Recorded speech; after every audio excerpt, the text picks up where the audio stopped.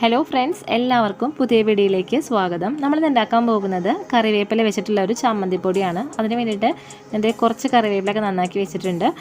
ഈ അച്ചാർ, ചമ്മന്തിപ്പൊടി ഇതൊക്കെ എന്ന് പറയുമ്പോൾ നമ്മൾ മലയാളികൾ മിസ് ചെയ്യാത്ത കുറച്ച് ഐറ്റംസാണ്.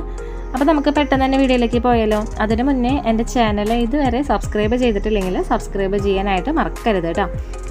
അതുപോലെ തന്നെ ഞാൻ ഈ ചമ്മന്തിപ്പൊടിയിൽ നാളികേരമൊന്നും ചേർക്കണില്ല എന്ന് വെച്ചിട്ട് ടേസ്റ്റിന് ഒരു കുറവില്ല കേട്ടോ. അത്രയും ടേസ്റ്റി ആയിട്ടുള്ളൊരു ചമ്മന്തിപ്പൊടിയാണ്. അതുപോലെ തന്നെ ഞാനിപ്പോൾ ഈ വേപ്പില കഴുകിയതിന് ശേഷമാണ് കേട്ടോ ഇതിങ്ങനെ നന്നാക്കി വെക്കുന്നത്. അപ്പോൾ നമുക്ക് ഈ ചമ്മന്തിപ്പൊടി ഉണ്ടാക്കാനായിട്ട് നോക്കാം. ഇതിന് വേപ്പില കട്ടി എന്നും പറയാറുണ്ട് കേട്ടോ.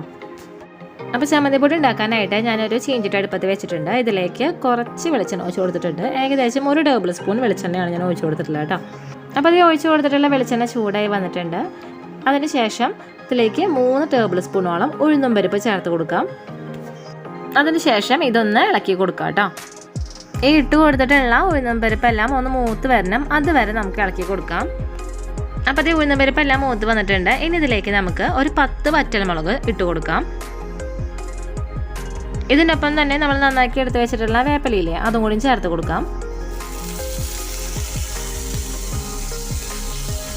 ഇതിലേക്ക് ഇനി നന്നാക്കി വെച്ചിട്ടുള്ള 7 ചെറിയ ഉള്ളി നടുമുറിച്ചത് ഇട്ട് കൊടുക്കാം. ഞാനിപ്പോൾ എടുത്തിട്ടുള്ളത് ഇച്ചിരി വലിയ ചെറിയ ഉള്ളിയാണ് കേട്ടോ. അതുകൊണ്ടാണ് ഞാൻ 7 എടുത്തിട്ടുള്ളത്. ഞങ്ങൾ എടുക്കുന്നത് ചെറിയതാണെങ്കിൽ ഒരു 14 ചെറിയ ഉള്ളിയൊക്കെ എടുത്തിട്ട് ഇട്ടോളാം കേട്ടോ. ഇതിലേക്ക് ഒരു നെല്ലിക്ക വലുപ്പത്തിലുള്ള കോൽപ്പുളി ചേർത്ത് കൊടുക്കാം. എന്നിട്ട് ഇത് ഇളക്കി കൊടുക്കാം. നമ്മൾ ഇട്ട് കൊടുത്തിട്ടുള്ള എല്ലാതും ഒന്ന് നല്ലപോലെ ചൂട് പിടിച്ച് മൂത്ത് വരണം. ആ വേപ്പിലൊക്കെ നല്ലപോലെ മുരിഞ്ഞ് വരണം. അപ്പോൾ അതുവരെ നമുക്ക് ഇളക്കി കൊടുക്കാം കേട്ടോ. അപ്പോൾ ഇത് ഇട്ട് കൊടുത്തിട്ടുള്ള മുളകും വേപ്പിലയും ഒക്കെ മുരിഞ്ഞ് വന്ന് തുടങ്ങിയിട്ടുണ്ട്. ഇനി ഇതിലേക്ക് നമുക്ക് ആവശ്യത്തിനുള്ള ഉപ്പ് ചേർത്ത് കൊടുക്കാനായിട്ട് നോക്കാം. എന്നിട്ടിത് വീണ്ടും ഇളക്കി കൊടുക്കുക.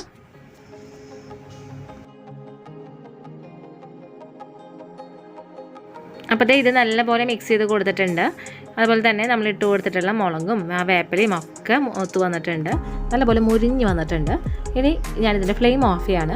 ഫ്ലെയിം ഓഫ് ചെയ്തിട്ട് ഇതിന് ചൂടാറിയതിന് ശേഷം നമുക്കിതിന് മിക്സ് ചെയ്ത് ജാറിലേക്ക് ഇട്ട് കൊടുത്തിട്ട് നല്ലപോലെ പൊടിച്ചെടുക്കാനായിട്ട് നോക്കാം കേട്ടോ. അപ്പോൾ ഇതിൻ്റെ ചൂടാറി വരട്ടെ. അപ്പോൾ ഇതിൻ്റെ ചൂടാറി വന്നിട്ടുണ്ട്. ഞാനിതൊരു മിക്സിയുടെ ജാറിലേക്ക് ഇട്ട് കൊടുക്കുകയാണ്. നമ്മൾ മിക്സിയുടെ ജാറിൽ ഏറ്റവും ചെറിയ ജാറുണ്ടാവില്ലേ, പൊടിക്കണ ജാറ്, അപ്പോൾ അതിലേക്കാണ് ഇട്ട് കൊടുക്കുന്നത് കേട്ടോ. എന്നിട്ട് ഈ ചൂടാറിയിട്ടുള്ള ഉള്ളിയും അതുപോലെ തന്നെ ഈ വേപ്പിലയും മുളകും എല്ലാം ഇട്ട് കൊടുക്കുക. അപ്പോൾ ഇനി ഇത് പൊടിച്ചെടുത്തതിന് ശേഷം കാണിച്ചു തരാം കേട്ടോ. അപ്പോൾ കണ്ടില്ലേ, ഞാൻ ആദ്യം ഇതുപോലെ ഒന്ന് പൊടിച്ചെടുത്തിട്ടുണ്ടായിരുന്നു. പൊടിച്ചെടുത്തിട്ട് ഇതുപോലെയാണ് പൊടിഞ്ഞ് വന്നിട്ടുള്ളത്. ജസ്റ്റ് ഒരു ടീസ്പൂൺ എടുത്തിട്ട് നല്ലപോലെ ഇളക്കി കൊടുക്കുക. അതിനുശേഷം വീണ്ടും ഇത് പൊടിച്ചെടുക്കാനായിട്ട് നോക്കാം കേട്ടോ. അപ്പോൾ ഞങ്ങൾക്ക് കാണിക്കാൻ വേണ്ടിയിട്ടാണ് ഇതൊന്നും ഇങ്ങനെ കാണിച്ചു തന്നത്. ഇങ്ങനെ വന്നാലും ഒന്നും കൂടി പൊടിച്ചെടുക്കണം. അപ്പോൾ ഇത് വീണ്ടും പൊടിച്ചെടുത്തതിന് ശേഷം കാണിച്ചു തരാം കേട്ടോ. അപ്പോൾ ഞാൻ വീണ്ടും പൊടിച്ചെടുത്തിട്ടുണ്ട്. കണ്ടില്ലേ, ഒന്നും കൂടിയും പൊടിഞ്ഞ് വന്നിട്ടുണ്ട്. അപ്പോൾ ഇതേപോലെ പൊടിച്ചെടുക്കണം കേട്ടോ. അപ്പോൾ എല്ലാവരും ഉണ്ടാക്കി നോക്കി നോക്കണം. നമ്മുടെ ചമ്മന്തി ഇവിടെ റെഡി ആയിട്ടുണ്ട്. ഞാനിതൊന്ന് ടേസ്റ്റ് ചെയ്തിട്ട് പറയാം. ഇതിങ്ങനെ പൊടിച്ചപ്പോൾ തന്നെ ഇവിടെ ആകെ കറിവേപ്പിലയുടെ ഫ്ലേവറൊക്കെ തന്നെ വന്നിട്ടുണ്ട്.